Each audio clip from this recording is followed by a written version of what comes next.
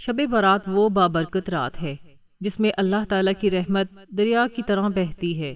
یہ وہ لمحے ہیں جب ٹوٹے دلوں کی فریاد سنی جاتی ہے اور ناممکن راستے آسان ہو جاتے ہیں۔ اگر آپ قرض کے بوجھ تلے دبے ہوئے ہیں، دن رات فکر نے گھیر رکھا ہے، تو آج کی رات آپ کے لیے خاص پیغام رکھتی ہے۔ کچھ ایسے کلمات ہیں جو اخلاص کے ساتھ پڑھے جائیں تو اللہ پاک اپنے غیب کے خزانے سے مدد فرماتا ہے۔ یاد رکھیں، دینے والا صرف اللہ ہے اور وہ پہاڑ جیسے قرض کو بھی ریزہ ریزہ کر سکتا ہے۔ بسم اللہ الرحمن الرحیم۔ السلام علیکم ورحمۃ اللہ وبرکاتہ۔ انسان کی زندگی میں مجبوریاں، پریشانیاں اور ضرورتیں بہت زیادہ ہوتی ہیں۔ ہر انسان اپنی اپنی زندگی میں کسی نہ کسی مرحلے پر ایسے حالات سے گزرتا ہے جہاں اسے سہارا چاہیے ہوتا ہے، مدد کی ضرورت ہوتی ہے، اور بعض اوقات حالات ایسے بن جاتے ہیں کہ قرض لینا مجبوری بن جاتا ہے۔ کوئی بیماری کی وجہ سے قرض لیتا ہے، کوئی کاروبار کے نقصان کی وجہ سے، کوئی گھر کے مسائل کی وجہ سے، کوئی بچوں کی تعلیم کے لیے، کوئی شادی بیاہ کے خرچ کے لیے، اور کوئی روز مرہ کی بنیادی ضروریات کو پورا کرنے کے لیے قرض کے بوجھ تلے دب جاتا ہے۔ قرض لینا بذات خود کوئی گناہ نہیں، لیکن قرض کا بوجھ انسان کے دل کو بے چین کر دیتا ہے، راتوں کی نیند چھین لیتا ہے، ذہن کو پریشان کر دیتا ہے اور انسان کو اندر سے توڑ دیتا ہے۔ انسان بظاہر مسکراتا رہتا ہے مگر دل کے اندر ایک خوف، ایک دباؤ اور ایک اضطراب ہوتا ہے کہ یہ قرض کیسے اترے گا، یہ بوجھ کیسے ختم ہوگا، یہ مشکل کیسے ٹلے گی۔ اکثر لوگ قرض کی وجہ سے ذہنی بیماریوں میں مبتلا ہو جاتے ہیں۔ ڈپریشن، گھبراہٹ، خوف اور بے یقینی ان کی زندگی کا حصہ بن جاتی ہے۔ انسان جب قرض میں ڈوبا ہوتا ہے تو وہ خود کو بے بس محسوس کرتا ہے۔ اسے لگتا ہے کہ اس کے پاس کوئی راستہ نہیں، کوئی سہارا نہیں، کوئی حل نہیں، مگر حقیقت یہ ہے کہ حل ہمیشہ ہوتا ہے اور ہر مسئلے کا حل اللہ کے پاس ہوتا ہے۔ اللہ تبارک و تعالیٰ نے انسان کو پیدا کرنے کے ساتھ اس کی ضروریات کو بھی پیدا کیا اور ان ضروریات کا حل بھی پیدا فرمایا۔ اللہ نے قرآن پاک میں، احادیث مبارکہ میں، دعاؤں میں اور اپنے کلام پاک میں ہر مسئلے کا حل رکھ دیا ہے۔ انسان کی پریشانی ہو، بیماری ہو، تنگ دستی ہو، قرض ہو یا دل کا دکھ ہو، ہر چیز کا علاج اللہ کے ذکر میں ہے، اللہ کے کلام میں ہے اور اللہ پر یقین میں ہے۔ اللہ تعالیٰ فرماتا ہے کہ میں اپنے بندے کے گمان کے ساتھ ہوں۔ اگر بندہ مجھ سے اچھا گمان رکھے تو میں اس کے لیے آسانیاں پیدا کرتا ہوں۔ قرض بھی ایک آزمائش ہے اور یہ آزمائش بھی اللہ ہی کی طرف سے آتی ہے اور اس کا حل بھی اللہ ہی کے ہاتھ میں ہے۔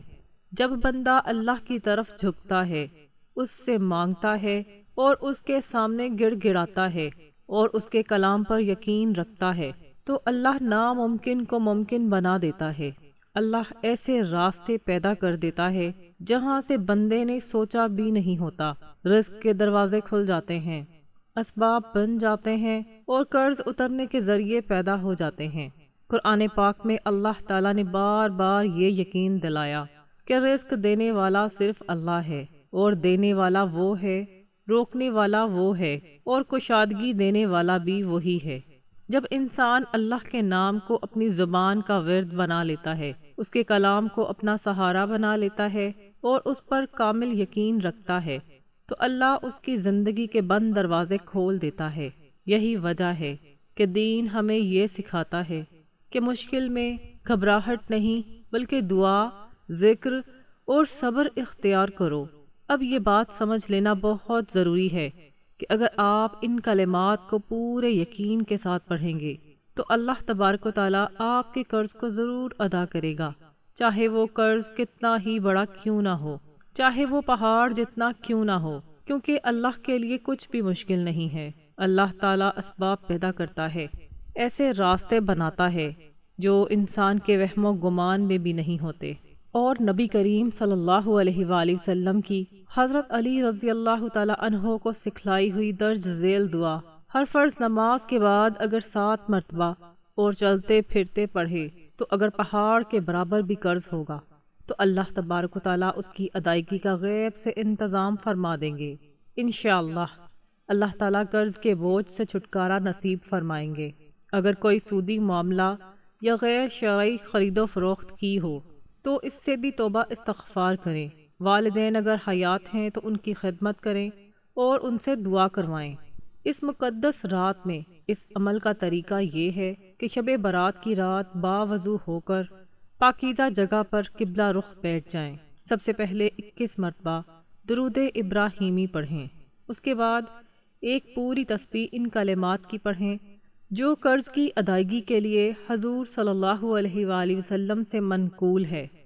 اللہم اکفنی بحلالک عن حرامک واغننی بفضلک عمن سواک۔ ترجمہ: یا اللہ مجھے اپنا حلال رزق دے کر حرام روزی سے بچا لے، اور اپنے فضل و کرم سے مجھے اپنے ماں سوا سے بے نیاز کر دے۔ انشاءاللہ اللہ تعالیٰ قرض کے بوجھ سے چھٹکارا نصیب فرمائیں گے۔ اگر کوئی سودی معاملہ یا خرید و فروخت میں کوئی غیر شرعی عقد کیا ہو تو اس سے بھی توبہ استغفار ضرور کریں۔ والدین اگر حیات ہیں تو ان کی خدمت ضرور کریں، ان سے دعا کروائیں۔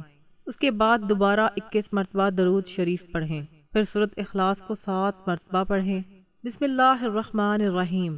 قل هو اللہ احد اللہ الصمد لم یلد ولم یولد ولم یکن لہ کفوا احد۔ ترجمہ: کہہ دیجئے کہ وہ اللہ ایک ہے، اللہ بے نیاز ہے، نہ اس نے کسی کو جنا اور نہ وہ جنا گیا، اور نہ ہی کوئی اس کا ہمسر ہے۔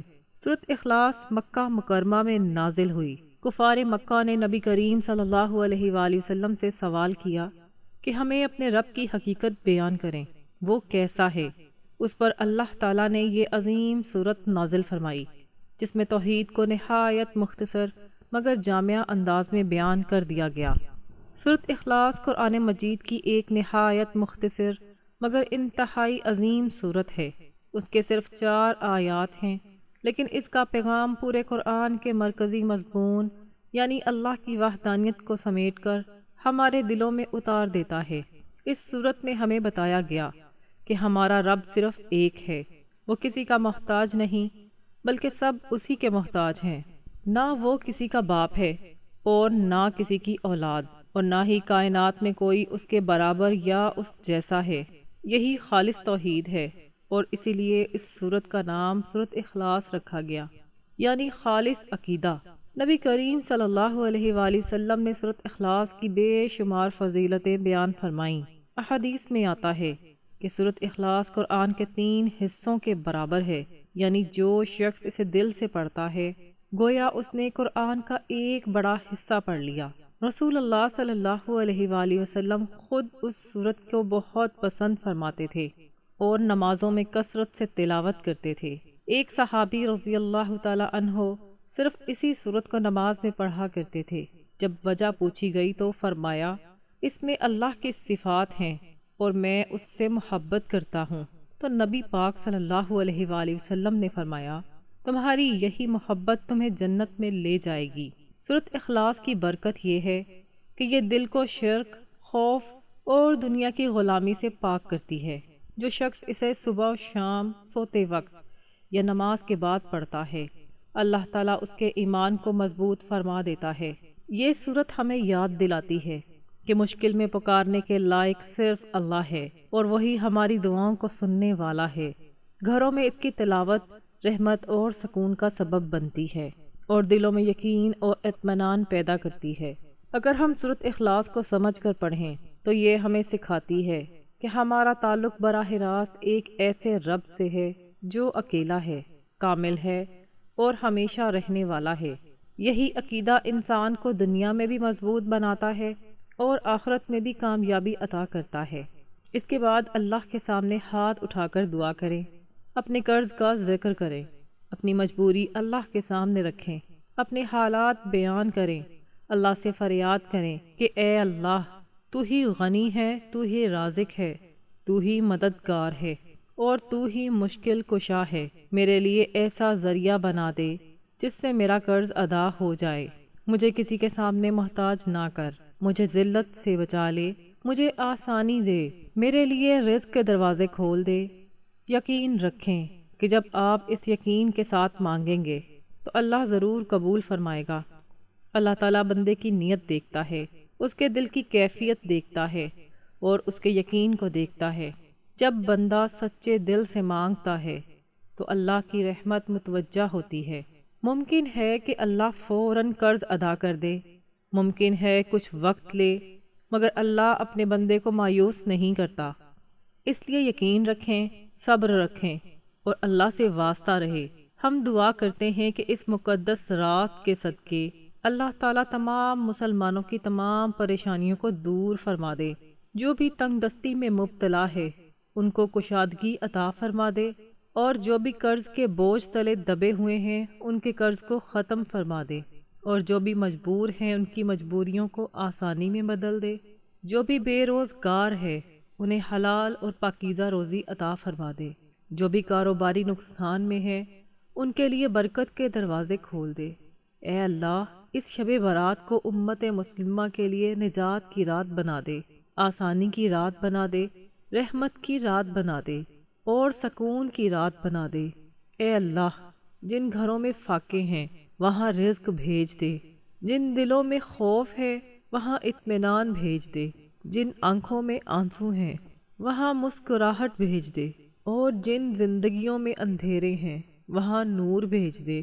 اے اللہ، ہمارے حال پر کرم فرما، ہمارے مستقبل کو آسان بنا دے اور ہمارے قرضوں کو اپنی قدرت سے ختم فرما دے۔ آمین یا رب العالمین۔ آخر میں یہ بات ضرور یاد رکھیں کہ اگر آپ اس ویڈیو کو کسی ایسے شخص کے ساتھ شیئر کریں گے جو قرض میں ڈوبا ہوا ہے، پریشان ہے، بے بس ہے اور مایوس ہے، اور وہ اس پر عمل کرے گا تو اللہ اس کا قرض اتار دے گا، تو اس نیکی کا ثواب بھی آپ کے نامہ اعمال میں لکھ دیا جائے گا۔ یہ آپ کے لیے صدقہ جاریہ بن جائے گا، کیونکہ کسی کو امید دینا، کسی کو راستہ دکھانا، کسی کے لیے آسانی کا سبب بننا بہت بڑی نیکی ہے۔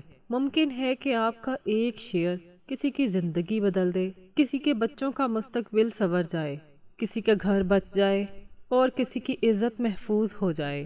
اس لیے اس پیغام کو نیکی کی نیت سے آگے پہنچائیں، اللہ کی رضا کے لیے شیئر کریں، کیونکہ اللہ نیتوں کو دیکھتا ہے اور نیت کے مطابق اجر عطا فرماتا ہے۔ یہ دنیا بھی فانی ہے اور مسائل بھی عارضی ہیں، مگر نیکی کا اجر ہمیشہ باقی رہتا ہے، اس دنیا میں بھی اور آخرت میں بھی۔ اللہ تبارک و تعالیٰ سے دعا ہے کہ اللہ تبارک و تعالیٰ ہمیں نیکی کی بات کو سننے، سمجھنے اور اس پر عمل کرنے کی توفیق عطا فرمائے۔ اللہ تبارک و تعالیٰ ہم تمام مسلمانوں کے گھروں میں امن، سکون، محبت اور پیار دے دے۔ اللہ تمام گھروں کی مشکلوں کو آسانیوں میں بدل دے، اور اللہ تبارک و تعالیٰ ہمیں پنجگانہ نمازی بنا دے اور ہماری نمازوں میں خشوع و خضوع پیدا فرمائے۔ ہمیں قرآن پاک کے مطابق زندگی بسر کرنے کی توفیق عطا فرمائے۔ آمین یا رب العالمین۔